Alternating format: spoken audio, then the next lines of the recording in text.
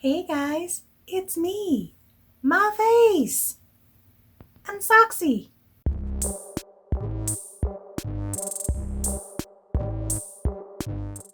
I ran out of beer. It's wine night. Hold on to your butts. Hello and welcome to my channel. If you are new here, I hope you enjoy yourselves. If you have come back for further abuse, it's your own damn fault. This is a channel about cross-stitch, mental health, and how one leans heavily on the other. I have not actually had a bad week since we last chatted.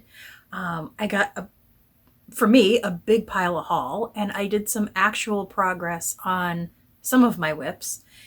I considered doing a whip parade today, but again, I only have about 6, although I do have the urge to start many things right now. So maybe next week, if I have some new starts and if I get my whips up to like 10, maybe we'll do a whip parade. Maybe. Let's get through today. Let us jump right in with my Prairie Schooler. This is Night Flight. And I have done a fair amount of work, and also, as you can see down here, a fair bit of picking. If you ever find yourself in a situation where you need to pick out 1/1 on some sort of mystery even weave count, just set it on fire. Just set it on fire and pretend that you never ever started the project. That was bananas. It took me an hour to pick that out. But I picked it out. Because I was watching a movie while I was stitching and I got distracted. And I kept going down and down and down the project until I realized I had gone a smidge too far. You can also see I finally filled in the orange in the houses, and you can see the ones that I had done the back stitching first because, rookie mistake, look crappy. So I'm going to have to go back over that back stitching. Is that focusing? I don't think it is. But the ones that I did, the right way, the rational way, those look pretty good. So far, I'm happy with it, but I'm ready to start the next one. The next thing that I worked on is Halloween at Hawk Run Hollow. All right, this is the middle block. This is the whole bananas. This is, for the win kind of thing. I am not happy with the way her dress is coming out. I'm not happy with how that orangey yellow, because I'm using the sulky 12 weight petite something black, I don't feel like the orange stitches are looking good at all.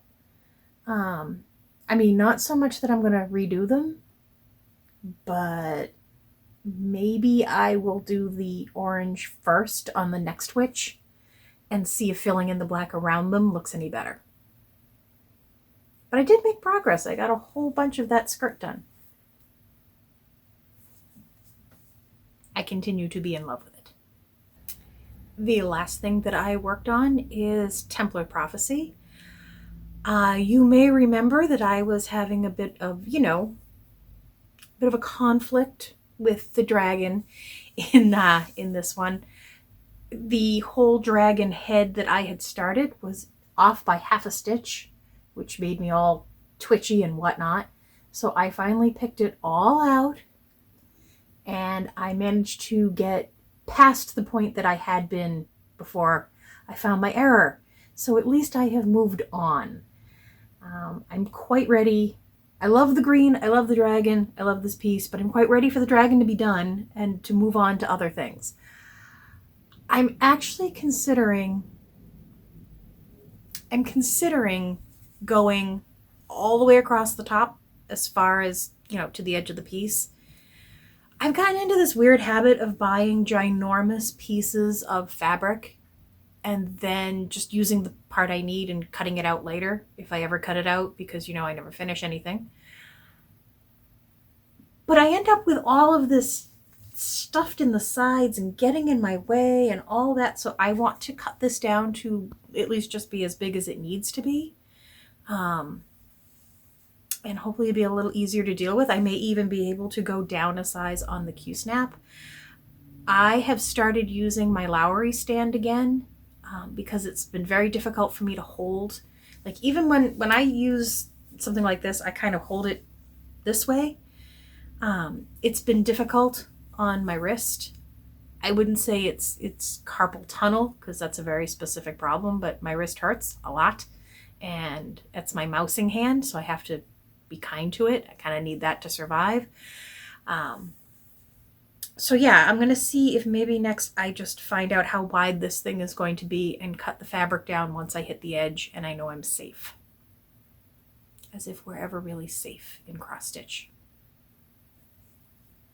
It's like the Wild West out here. So I have a bit of haul.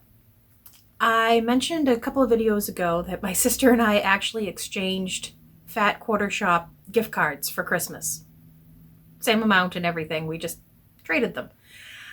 So I decided to go shopping the other day. And I have to say that I have avoided going there to shop for cross-stitch patterns because the impression that I get from watching like her live streams, all of her pieces, or pretty much I figured what she carried was pretty close to what she was generally showing, which were Country Cottage Needleworks and Lori Holt, and those aren't really my style. Case in point, this is Lori Holt. This is Bringing Home the Tree, which I know, why? Christmas. What are we doing? This is actually going to be a gift. So I saw it and I figured I would get it, and it's cute. It's not like it's a bad pattern. It's just not so much my style. It's not going to hang up in my house, but I think the person that I'm making it for will like it because they pointed it out to me. So I got that. I also got, I had never seen this before. This is from Cottage Garden. It's the Songbirds Garden Series number 3. This is Winter Wisdom. I don't think I have any glare there. Hide my face. I thought this was different. I liked it. I like the pine cones. I like the birds. I like the colors.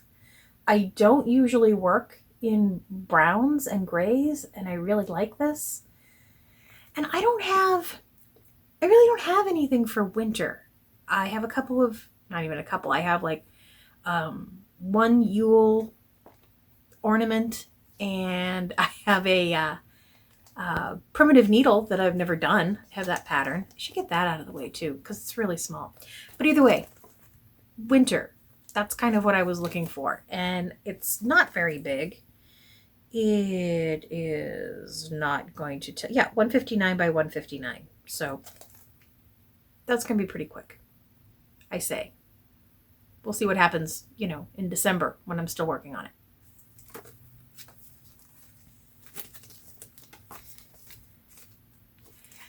This one I have had on my Pinterest boards probably for 3 or 4 years now. And I usually end up with it pinned multiple times because every time I see it, I go, oh, that's just cool. But I never really thought about buying it. I always just kind of like to look at the picture. But when I came across it in Fat Quarter Shop, I figured it's a gift card. It's free. This is Oh Christmas Tree from All Through the Night. And I love that. It's I'm going to say it's busy, but it's intricate, but it's also very simple. Not unlike me. I could do it on any fabric. I could do it in any color. I could do it in multiple colors, although I think I like the monochrome. It is 131 wide by 101 wide, or 131 high by 101 wide, so it's not that big. This is actually done in olive green, which I like. So I got that. But wait, there's more. Everybody is doing the Plum Street sampler stacks. I got myself rack stack because things with antlers, you know how I am. It's also another one that's more wintry than Christmassy, and that is something that I have very little of. I also got an oldie but a goodie, The Cat in the Moon with Thy Needle and Thread. I just love the expression on this cat. This cat, this is what Dante would look like if I tried to put a little ruffle around her neck. She would be not having it. But it is so cute. So cute. And I know everybody and their uncle has done it, and now I will too. And lastly, I got what I believe a lot of people are stitching on this year. This is Little House Needleworks, Suffrage Act Proclaimed. Why wouldn't you want to stitch that?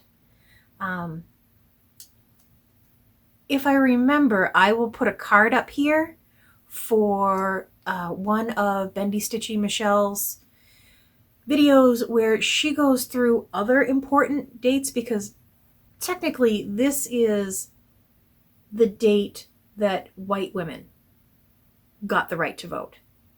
That's not all women. So she has additional dates for additional milestones, and I believe she said she was going to be stitching like a band or something at the bottom to include the rest of those dates. I will link to the video because clearly I am not, remembering it all completely. So I think that's an awesome idea, and I may see how hers comes out and either, homage it, or I will try to do something similar. I think that is an important piece. I think it's important to work on this year because we need to keep the upcoming election top of mind. I think it's easy to not think about it because we're overloaded with information about it. So it's kind of easy to let it get away from us, or to just say, I don't want to think about that right now. We have to think about it. It's time to think about it. If you're not registered, register. If you say to yourself, well, I've voted this one party for the past 20 years, I'm not going to change now. This might be the year to change. No one's going to know until we have a president we can be proud of, or at the very least, not need to indict. As most of you have seen in other people's videos and on Facebook posts, there are a lot of patterns out there right now where the proceeds are going towards to fight the fires in Australia. There are several amazing ones and adorable patterns. Quick and easy to buy, not expensive, and they do a lot of good. So I will try to link a bunch of those below. But one of them that I just noticed today was actually, it's a very, it's like a full-size pattern. You're seeing it here from Nicola Parkman. And Hands Across the Sea. I'll correct myself if I'm wrong. It is 10 pounds, I believe. And I'm not quite sure what the translation to that is. But that will also be going to help fight the fires in Australia, which are terrifying. And I can't even imagine being an Australian. I can't imagine being in Australia right now. It's an entire continent that's burning. It's shocking. And what's even more shocking is Puerto Rico is currently suffering under, not 1 or 2 or 5 or 10, but dozens upon dozens of earthquakes. And we're not hearing much about that either. It's getting lost in all the multiple disasters going on right now. So if you have some time and some energy and a few dollars, buying the patterns below will give some help to where it's needed. There are also tons of other places and people who are doing, they're giving percentages out of their Etsy shops and things like that. So please go looking and please help all that you can. And if somebody does find a good, like a pattern or somebody doing something for Puerto Rico, please let me know so that I can pitch in and help. No, Dante, no, you cannot hide behind the projects. That's not what those are for. My cross stitching is not a tent. I think that's about all I have for this week. As always, thank you so much for watching. Thank you for subscribing. Thank you for your likes and your dislikes, and especially for your comments. I appreciate and read every single one of them. Talk to you next week. Bye, guys.